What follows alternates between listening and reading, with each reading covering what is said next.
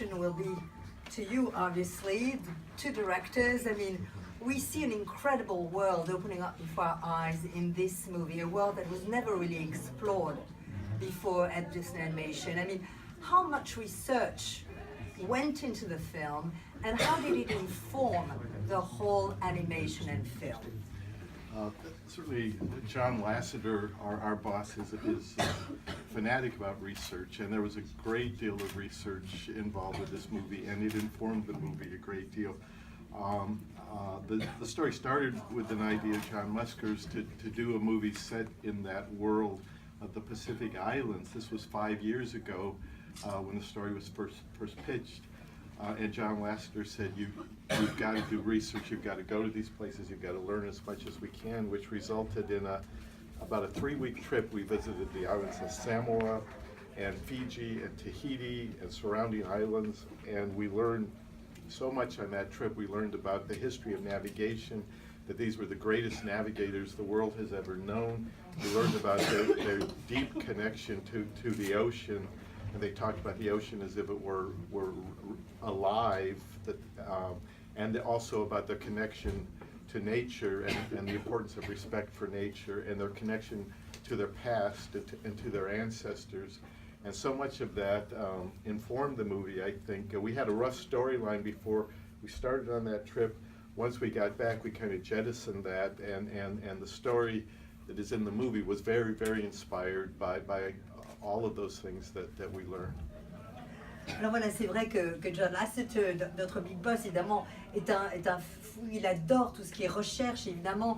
Cela a beaucoup influencé, comme d'habitude, le travail sur notre film d'animation. C'est vrai qu'il y avait cette envie de parler de cet univers des îles du Pacifique.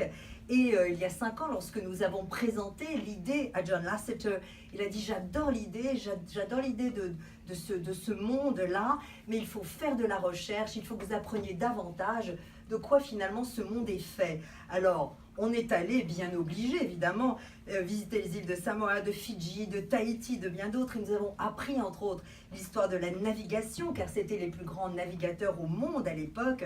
Et nous avons aussi compris à quel point la mer, l'océan, était un facteur absolument unique et très important. L'océan, pour eux, est une créature vivante, c'est un être humain. Et tout tourne autour, dans ces îles, tout tourne autour du respect et de la connaissance de la nature.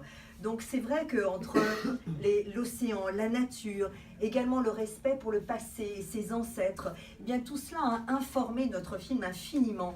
Et tout ce que nous avions en quelque sorte écrit comme première bouture, eh bien nous l'avons jeté en quelque sorte après ces voyages et cette recherche pour réécrire vraiment l'histoire que vous avez dans Vaiana, car cette histoire est profondément inspirée par cette recherche. I mean, you as a producer, I was wondering, I mean, this is your first feature-length movie as a producer, and it's certainly with 2 legendary directors as there.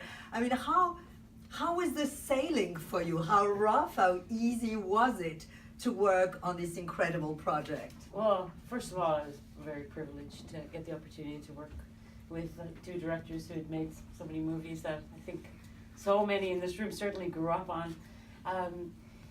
It was, for us, the beginning, the collaboration on our movies is very big. I think animation, to me, I think is probably the most collaborative art form. And so it starts here with the 2 directors, and then I get to be part of it, and then it expands, and in our movie it expanded not only to include incredible writers and the animators of Disney Animation Studios who are amazing, it also grew to include people in the Pacific Islands that we met. So we met people who were experts in their own fields, archaeologists, anthropologists. We worked with master tattoo artists and weavers and choreographers to create what we called our Oceanic Story Trust. So it expanded from our Story Trust at Disney, which is all the directors who work together to make our movies better, to include so many people from the Pacific Islands who became a part of our collaboration, and included our first writer was from the Pacific Islands, one of our 3 incredible musicians from the Pacific Islands. So for us it was this collaboration that is normal and for us at Disney that then grew to include the people of the Pacific Islands. Alors c'est vrai que c'était un honneur évidemment de travailler avec ces 2 réalisateurs de Légende dont je connais tous les films et certains films avec lesquels j'ai grandi, mais il ne faut pas oublier que l'animation, c'est avant tout l'art de la collaboration par excellence chez Disney.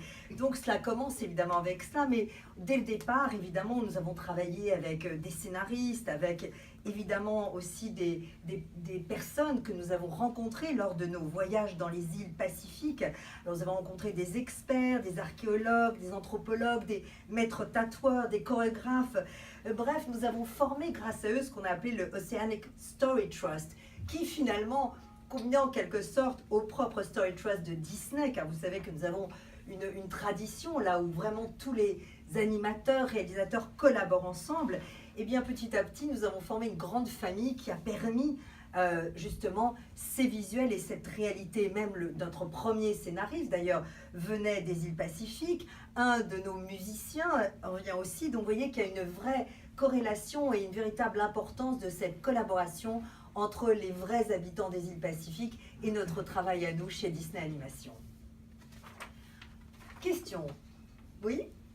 Hi, je la pose en français ou en anglais? Comme vous voulez. Hi, so We speak English. I would notice. I've already seen you at the Annecy Festival. Ah, yes. Yeah. So you said that in the movie it's almost full CGI. There's Yeah. only one thing Yeah. in 2D Right. animation, and Right. that is Minnie Maui, right? Right. Why did you choose to make him in 2D and not in full CGI like the rest of the movie? Well, we love hand-drawn animation, and we were looking for an opportunity to use hand-drawn animation somewhere in the film. So not only is Minnie Maui hand-drawn, but also our opening sequence that takes place on Tapa, which is sort of the bark cloth of the movie. Eric Goldberg, the great animator who animated the genie, did that section as well. He supervised the animation of the Mother Island coming up and giving life to the other islands. But we really thought there's the one graphic tradition in the islands, because they didn't really have a painting tradition in the islands. It's more of a sculpting tradition in the islands. The one graphic tradition they had is tattooing, and we thought what a great opportunity to do storytelling, to actually have Maui's exploits illustrated on him, and to have one particular one. That idea evolved over the course of the filmmaking to really make one of them sort of his Jiminy Cricket, kind of his conscience, his alter ego. It helped from a story point of view to puncture Maui's sort of ego and his grandioseness, to have this other voice that could kind of contradict him and could kind of bond with Vaiana and really become more of her ally and kind of fight Maui when he would want to go the other way. It really gave her an ally. And we just love hand-drawn animation. We like the idea of fusing it together. It really was fun to do. Alors voilà, c'est vrai que donc c'était une question évidemment sur en réalité évidemment le film qui est à la fois un mélange de CGI, d'infographie et puis évidemment de 2D, c'est-à-dire évidemment d'animation traditionnelle avec le personnage de Minnie Maui évidemment. Alors voilà, c'est vrai que nous adorons, comme vous le savez, l'animation traditionnelle. Mais il n'y a d'ailleurs pas que Maui qui est fait en ça, même la scène du début également, évidemment c'est Eric Goldberg qui est un immense animateur d'animation traditionnelle qui nous a aidés là-dessus. C'est vrai que dans ces îles, eh bien, il y a une tradition de sculpture plutôt, mais pas vraiment une tradition de peinture. Mais il y a une tradition formidable qui est celle du tatouage. Et ce tatouage, eh bien, nous a permis d'illustrer quelque chose, une idée qui a évolué évidemment lors de la conception du film. Eh bien, l'idée que Maui aurait une sorte de conscience qui serait illustrée, ou un Jimmy Cricket en quelque sorte, sa conscience, un alter ego qui serait illustré par un de ses tatouages, son Minnie Maui. Et c'est vrai que cela ponctue de façon intéressante ce dialogue entre Maui et son alter ego en quelque sorte, eh bien, a permis d'une part de donner une voix qui le contredise et qui l'empêche, lorsqu'il devient trop pompeux, d'accentuer ça. C'est la voix de sa conscience. C'est aussi un allié, puisqu'il y a évidemment, c'est un allié pour Vaiana, puisqu'elle peut communiquer en quelque sorte avec lui. Et nous aimons infiniment évidemment ce mélange, cette fusion entre évidemment l'animation traditionnelle à la main, sur papier, et l'animation évidemment CGI que vous avez remarqué évidemment et qui est la majorité du film évidemment. Question? En voyant Vaiana, elle m'a fait penser à un mix de toutes les héroïnes Disney qu'on connaît depuis tout le temps. Est-ce que finalement on ne tombe pas une page en offrant une héroïne dans l'air du temps? Well, thinking about, seeing your movie, it seems that Vaiana is very much a mix of many heroines and yet with a twist. So could you tell us about that? Is it like the past meeting with the president and a new page being turned?